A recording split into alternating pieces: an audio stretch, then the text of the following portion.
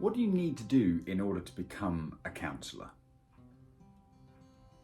Hello everyone, my name is Rich Pearson. I'm a professional counsellor and psychotherapist based in Falmouth in Cornwall, and today I'm going to be talking about what it is that you need to do in order to become a counsellor.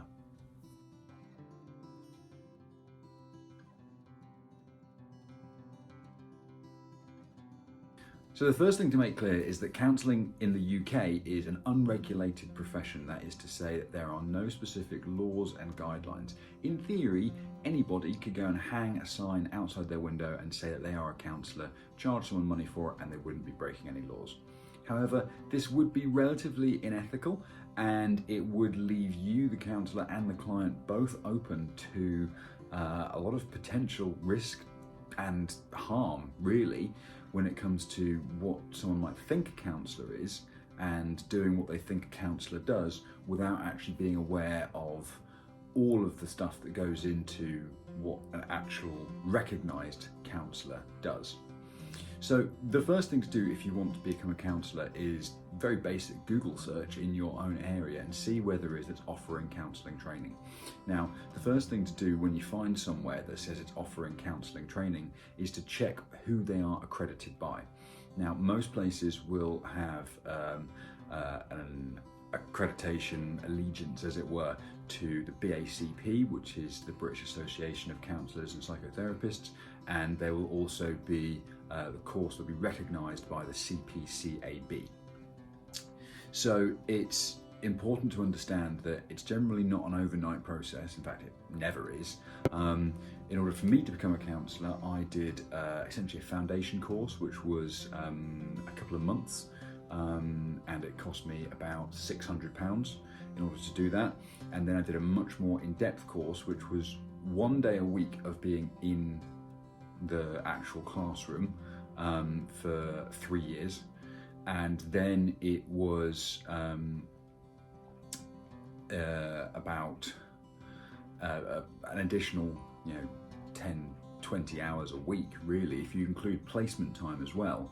So pretty much every course that is recognised by the BACP requires you to not just undertake physical lessons, so you will go in and learn from other accredited counsellors and psychotherapists who have got teaching abilities, but you would also have to secure yourself a placement. Some training providers will find a placement for you. For the course that I went on, I had to find my own placement, which means I had to find an agency that did counselling and could offer me essentially unpaid work. You don't start this until like your last year of training, really. And you have to do 100 hours of unpaid counselling practice, essentially. So once you've been sort of signed off as being fit for practice but not a fully fledged counsellor, you're okay to basically go and do just work with an agency as an unpaid counsellor.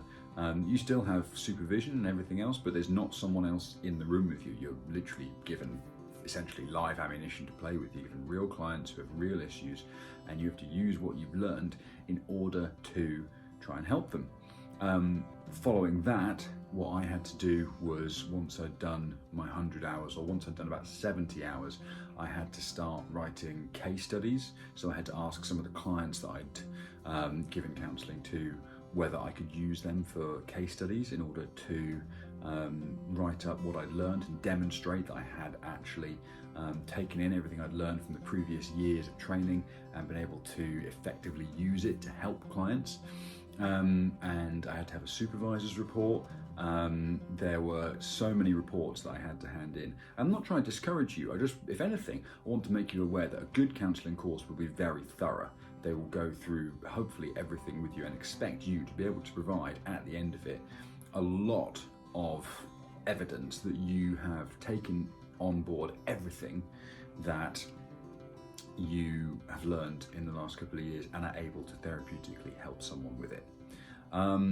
So different training providers will do different things. There are some courses that specify, or they stick just with person-centered training. The course that I did was a more integrated approach, so it involved approaches with a lot of person-centered, but also things like Gestalt therapy and bits of CBT.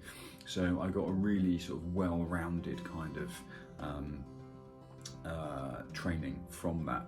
And that second course that I did, which was the level 4, and different training centres will use different names for the different levels. The level 4 course that I did with them was about £5,500, and I know some courses can be up to £10,000. So it's really worth looking around, because the original course that I was going to do was about 10 miles away from where I live, but I actually found a different course that was about 80 miles away, and I only had to go up there once a week, but it was almost half the price. So, and I thought it was genuinely a better course as well. So financially it made more sense, and in terms of training it made more sense to go with who I went with. Out of interest, I don't mind sharing, I did my training with Devon and Cornwall Counselling Hub. Really great company, based in Ivybridge in Devon. Please feel free to go and check them out. I'll put a link in the description below. So yeah, but once you've completed your training, that's sort of the standardized level, which is basically says whichever course that you do that is with whichever training agency that you use, that course should be enough for the BACP to move you up to being a registered member. So when you start any kind of training course, you have to become a student member of the BACP. Once you're a registered member, that's where things, that's where basically they say, yes, we're happy for you to call yourself a counsellor and go and treat people. And most importantly, they're happy for you to advertise through the BACP, who are a really big, they've got a really big directory so that people can find counsellors in their area. And then that's the key thing really. Once you've got your qualifications and stuff, what do you do with that? How do you go out into the big wide world? Well, I mean, like every counsellor, you know, I'm still finding out, because, you know, it's not like someone just goes, well, here you go. You know, here's, you know, enough clients for you to be happy forever. Even if you join an agency, there's no guarantees that there's always going to be clients and stuff. So it's a tricky one, but there are basically two routes that you can follow once you've got all your qualifications. One is to go and find an agency. Often people go and work with the agency they did their placement with, because that's basically just a really long interview process, and if they were happy with you at the end of that 100 hours, it's most likely, if they've got a job going, that they would be happy to offer that to you. So you can go and work with an agency. So an agency is basically someone who will find the clients for you, find the room for you, do the insurance and everything, and just pay you a salary essentially, and say that you have certain targets, so you have to give counselling to however many people a week. And some agency work can be quite brutal. Sometimes the workload can be really high, and often in agency settings you will be time constrained in the amount of time that you can spend with clients. I didn't do that because there aren't that many agencies down here to work with in Cornwall. What I did was I just set myself up in private practice. When I worked with the agency that I did my placement with, they very helpfully set me up with a room to use in a church, which is where I am now. And the church itself, after I finished my placement, said they were very happy for me to come and use this room again. So I just pay them a nominal fee for whenever I use this room.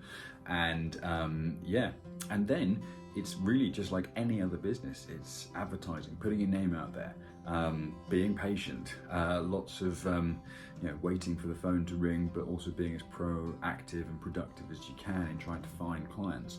So I am on the counselling directory. I'm building myself a website at the moment, and I've basically, I don't want to call it spam, but I've spoken to a lot of my friends and family and people around and said, hey, I'm set up as a counsellor now, I've got a counselling practice. If you know someone that needs some help, please feel free to pass them my way.